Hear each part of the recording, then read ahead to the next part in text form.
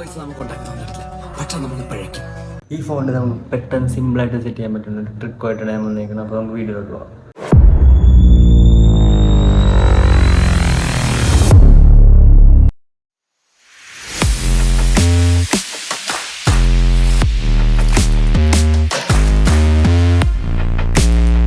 അതിനാണ് നമ്മൾ ഫസ്റ്റ് സ്റ്റെപ്പായിട്ട് ചെയ്യേണ്ടത് ക്രോം അല്ലെങ്കിൽ ഗൂഗിളായിട്ട് ഏത് സൈറ്റാണെങ്കിലും ഒരു വെബ്സൈറ്റ് ഓപ്പൺ ചെയ്യുക. വെബ്സൈറ്റ് ഓപ്പൺ ചെയ്ത് കഴിഞ്ഞിട്ട് മലയാളം FML അല്ലെങ്കിൽ ഈ രതീഷ്.in അത് ഓപ്പൺ ചെയ്യുക. അപ്പോൾ ഇങ്ങനത്തെ ഒരു ഇതായിരിക്കും വരുന്നത്. ഇനി ചെയ്യേണ്ടതെന്ന് വെച്ചാൽ ഇതിൽ നമ്മൾ മലയാളം ടൈപ്പ് ചെയ്യുക. നമുക്ക് വേണ്ട മലയാളം ടൈപ്പ് ചെയ്യുക. ഇപ്പോൾ എൻ്റെ കയ്യിൽ മലയാളം കീബോർഡ് ഇല്ലാത്തതുകൊണ്ടാണ് ഞാൻ ഇങ്ങനെ കോപ്പി പേസ്റ്റ് ചെയ്യണത്. നിങ്ങൾക്ക് മലയാളം കീബോർഡ് ഉണ്ടെങ്കിൽ അവിടെ ചെന്ന് മലയാളം ടൈപ്പ് ചെയ്തിടുക. മലയാളം ടൈപ്പ് ചെയ്ത് കഴിഞ്ഞിട്ട് നമുക്ക് ഫസ്റ്റ് പൊക്കത്ത് നമ്മൾ എഴുതിയ മലയാളവും താഴത്ത് FML കോഡായിട്ടാണ് വരുന്നത്. ഈ FML കോഡാണ് നമ്മളപ്പോൾ കോപ്പി ചെയ്തെടുക്കേണ്ടത്. ഇനി നമ്മൾ ചെയ്യേണ്ടത് CapCut ഓപ്പൺ ചെയ്യുക. അത് കഴിഞ്ഞിട്ട് നമുക്ക് വേണ്ട വീഡിയോയിൽ ടെസ്റ്റിൽ കൊണ്ടുവന്ന് FML കോഡ് കോപ്പി ചെയ്യുക. ഞാനപ്പോൾ നേരത്തെ FML കോഡ് സെറ്റ് ചെയ്തുകൊണ്ടാണ് അപ്പോൾ ഇതിൽ കാണിക്കണത്.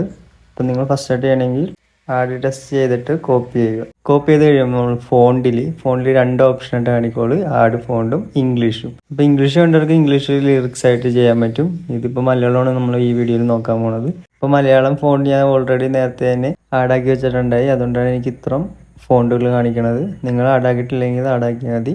അതുപോലെ തന്നെ ഇപ്പുറത്തോട്ട് ഇംഗ്ലീഷ് നോക്കിയിട്ടില്ല, ഇംഗ്ലീഷിലും കുറേ ഫോണ്ടുകൾ ഉണ്ടാവും. അപ്പോൾ നമുക്ക് ഇംഗ്ലീഷ് വേണമെങ്കിൽ ഇതിന് സെലക്ട് ചെയ്തെടുക്കാം. മറ്റേ മലയാളം വേണമെങ്കിൽ നമ്മൾ ഫോണ്ട് ആഡ് ചെയ്യേണ്ടി വരും. അത് കഴിഞ്ഞ് നമ്മൾ നോക്കാൻ പോകുന്നത് നമ്മൾ ഈ വീഡിയോയിൽ ഫോണ്ട് എങ്ങനെ സെറ്റ് ചെയ്യാമെന്നാണ്. അപ്പോൾ ഇതിൽ കുറേ ഫോണ്ട് ഉണ്ട്. അപ്പോൾ നമുക്ക് ഓരോ ഫോണ്ട് നോക്കുമ്പോൾ പല ഇതായിട്ട് മോഡലായിട്ടാണ് കാണിക്കുന്നത്. അപ്പോൾ ആ വീഡിയോയിൽ അനുയോജ്യമായ നമുക്ക് ഇഷ്ടപ്പെട്ട ഒരു ഫോണ്ട് നമ്മൾ സെലക്ട് ചെയ്യുക.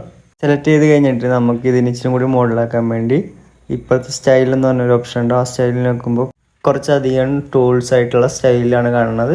അത് കഴിഞ്ഞ് നമ്മൾ നോക്കാൻ പോകുന്നത് എഫക്റ്റാണ്. എഫക്റ്റിൽ നമ്മൾ ഓപ്പണായി വരുമ്പോൾ തന്നെ ഫസ്റ്റ് കാണുന്നത് കുറേ കളറായിട്ടുള്ള സംഭവങ്ങളാണ്.